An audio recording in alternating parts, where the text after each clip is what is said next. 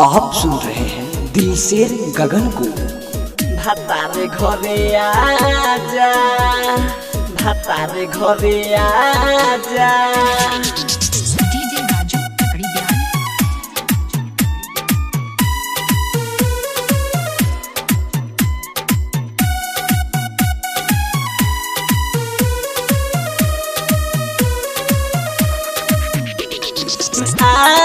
तो बाहरा से भातारी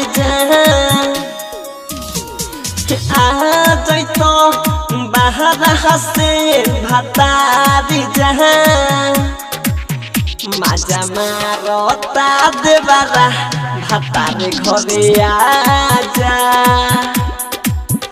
मजा मारता देवारा भातारे घरे आजा।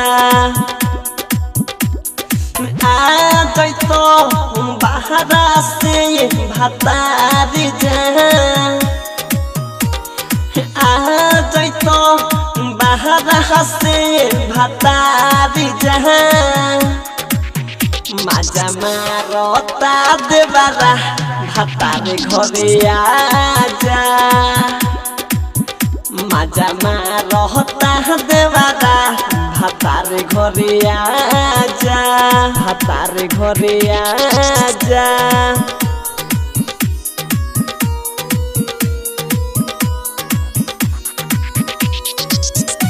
Music by Abdul Rahman.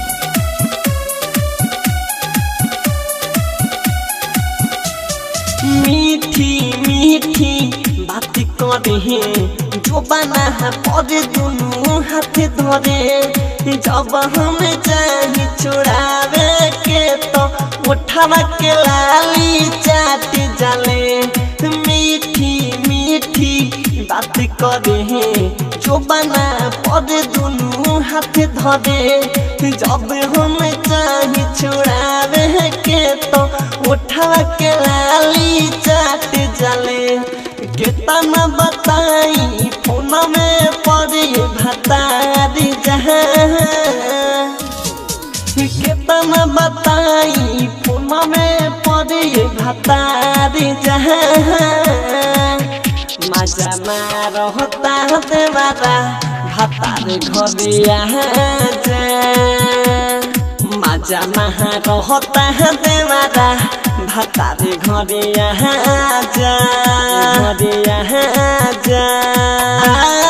तो बाहरा से भातारी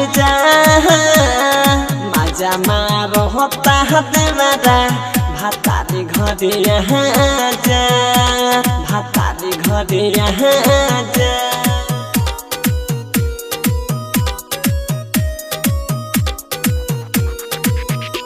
म्यूजिक बाय अब्दुल रहमान।